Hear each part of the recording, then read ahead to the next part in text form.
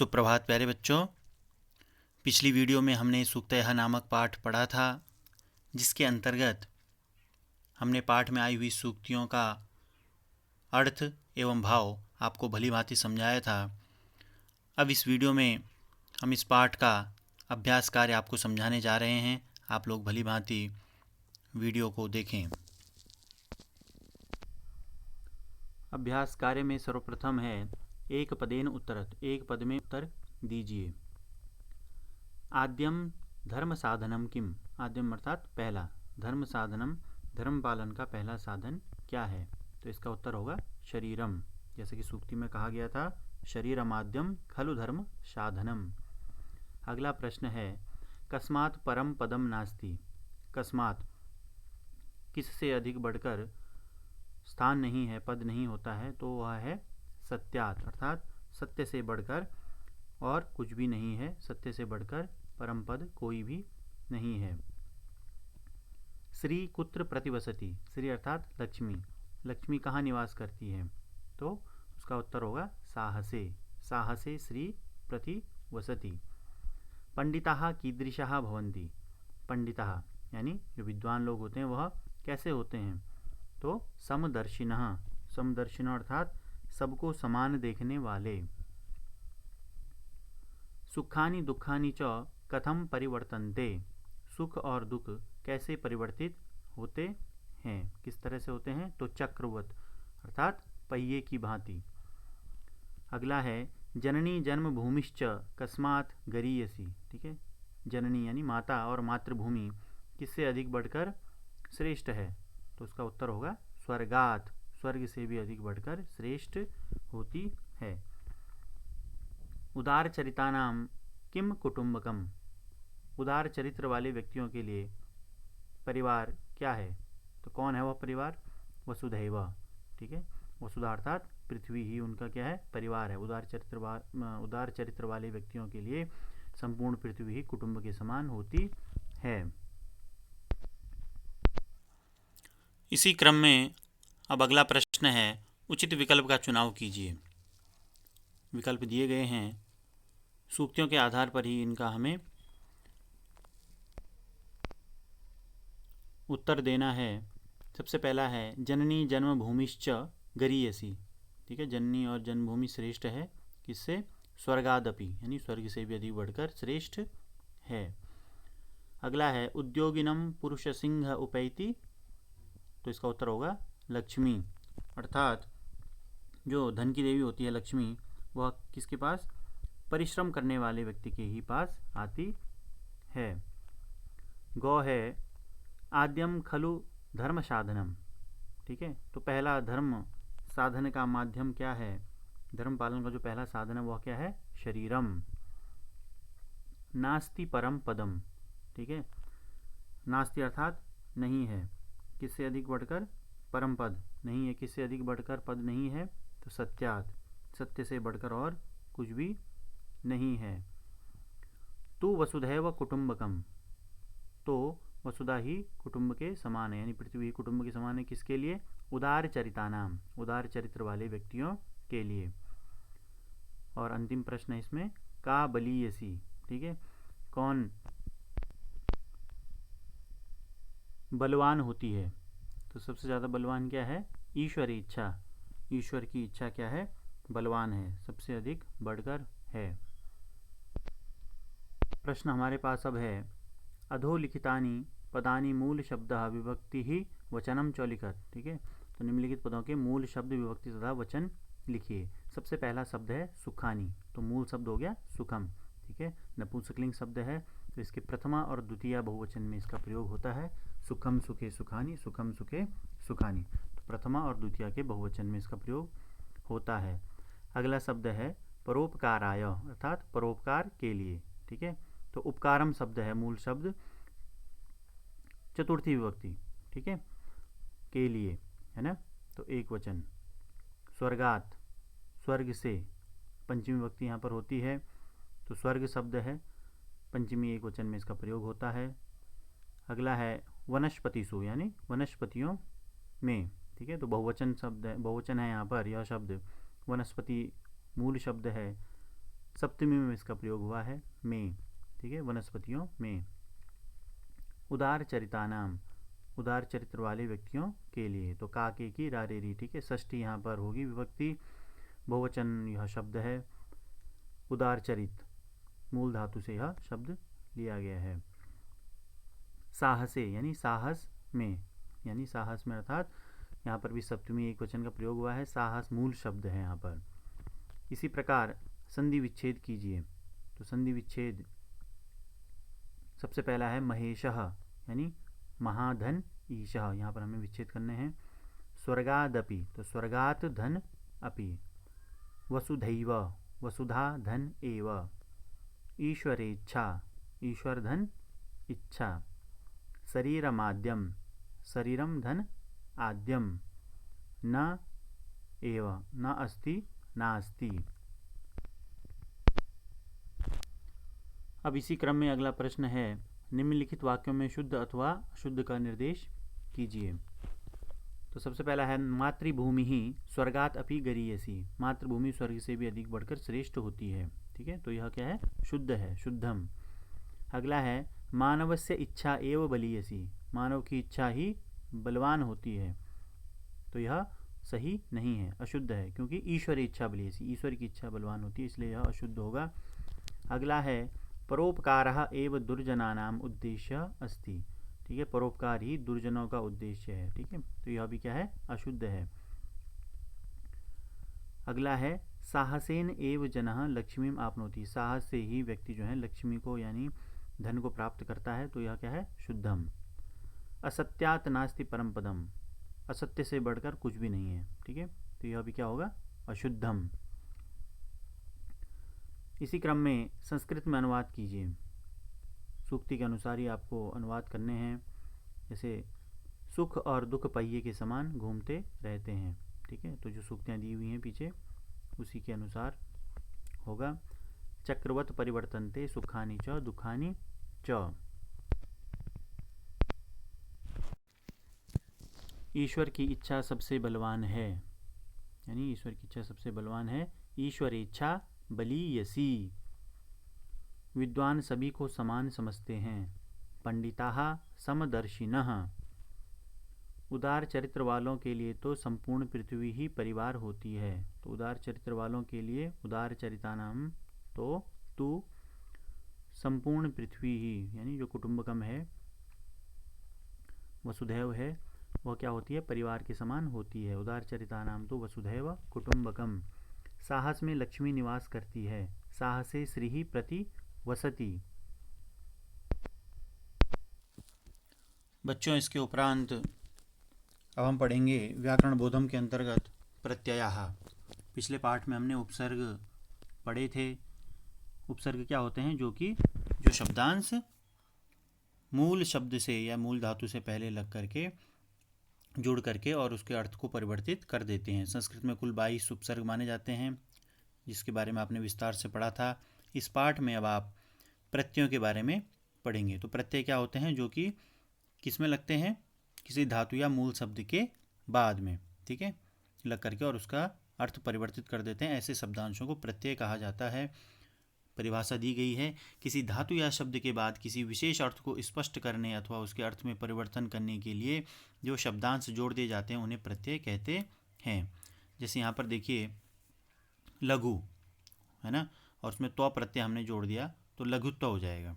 ऐसे सुंदर में शब्द में हमने ता जोड़ दिया तो सुंदरता हो गया, ठीक है, तो इसमें त्व और ता यह क्या है, प्रत्यय हैं।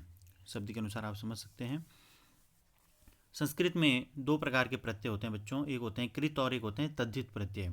तो जो कृत प्रत्यय होते हैं वो किसी धातु के जो मूल धातु होती है उसके साथ जोड़े जाते हैं, ऐसे शब्दांश, ठीक है, जो कि किसी धातु के बाद जोड़े जाते हैं उन्हें कृत प्रत्यय कहते हैं। और इसी तरह से जो तद्धित प्रत्यय होते हैं वे संज्ञा, सर्वनाम या विशेषण शब्दों के बाद जोड़े जाते हैं, ठीक है, ऐसे शब्दांशों को कहते हैं तद्धित प्रत्यय। तो जैसे कृत प्रत्यय है, तो कृत प्रत्यय में गतः शब्द दिया गया है, गतः अर्थात गम धातु, गम धातु के साथ कतः प्रत्यय जोड़ दिया गया है तो वह बन जाएगा गतः। इसी प्रकार तद्धित प्रत्यय में जैसे गुरुत्वम शब्द है, तो गुरुत्वम, तो गुरु मूल शब्द है और उसमें त्व प्रत्यय का यहाँ पर प्रयोग किया गया है। तो इस पाठ के अंतर्गत निम्नलिखित कृत प्रत्ययों का आपको ज्ञान कराया जाएगा।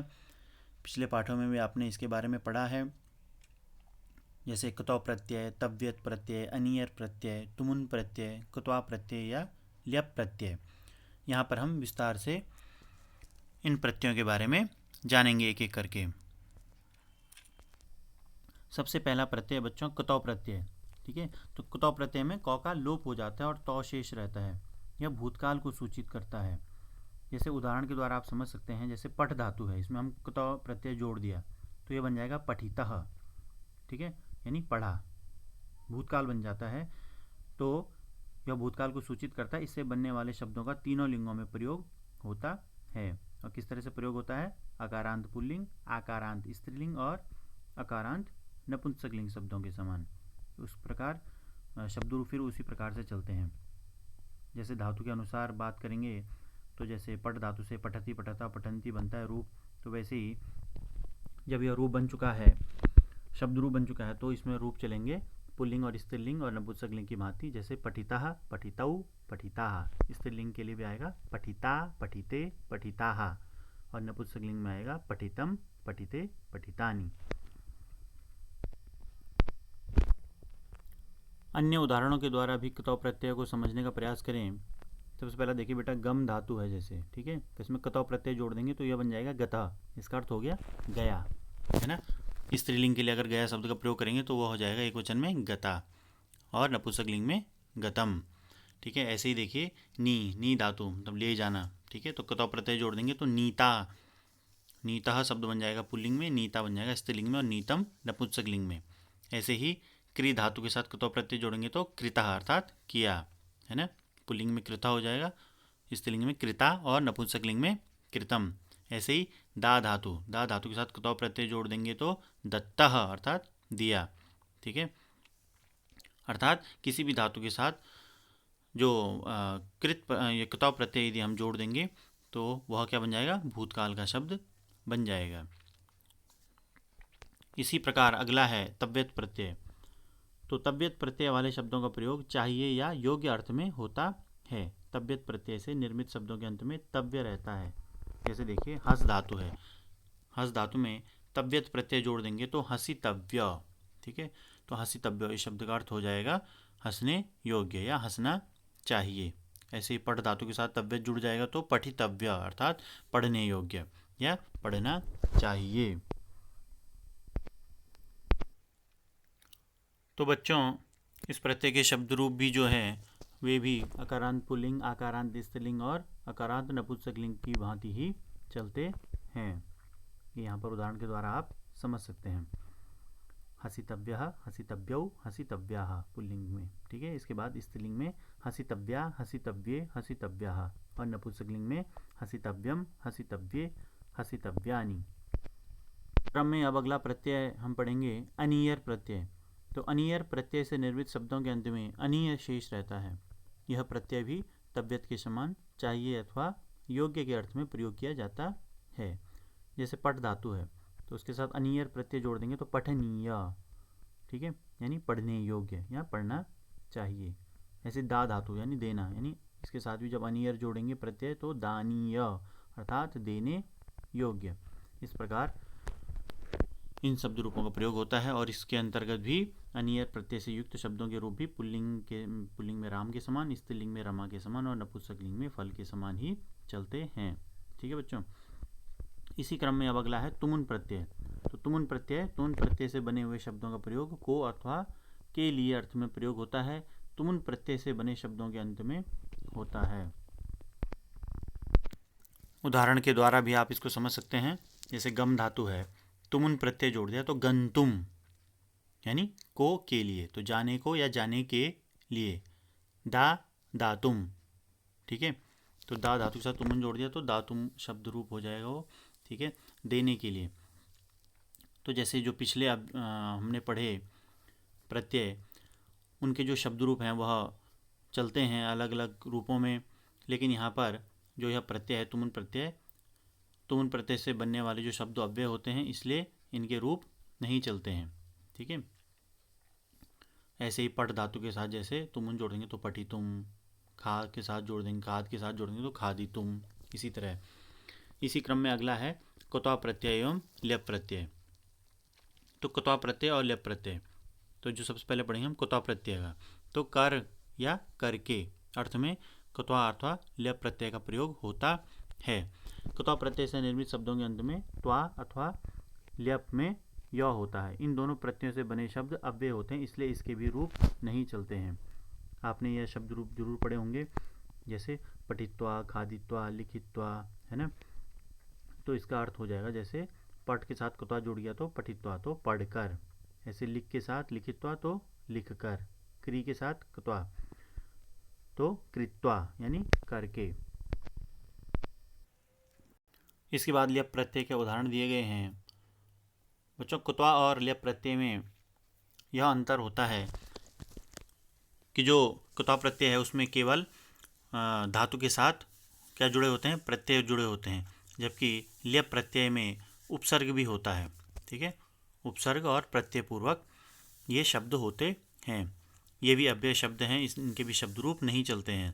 देखिए जैसे ल्यप प्रत्यय के उदाहरण देखिए, जैसे हस धातु है, हस मतलब हंसना, तो वी उपसर्ग जोड़ देंगे और साथ में ल्यप प्रत्यय जुड़ जाएगा तो विहस्य, तो इसका अर्थ हो जाएगा हंसकर या हंस कर के, है ना।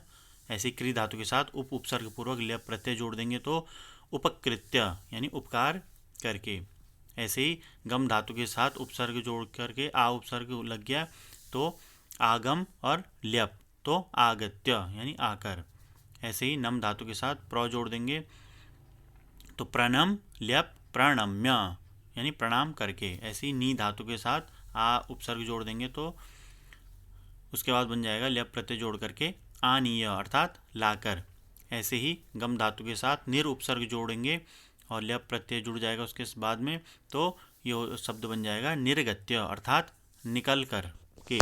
ठीक है, तो बच्चों इस प्रकार इस अभ्यास कार्य के साथ ही सूक्तया नामक पाठ समाप्त हो चुका है।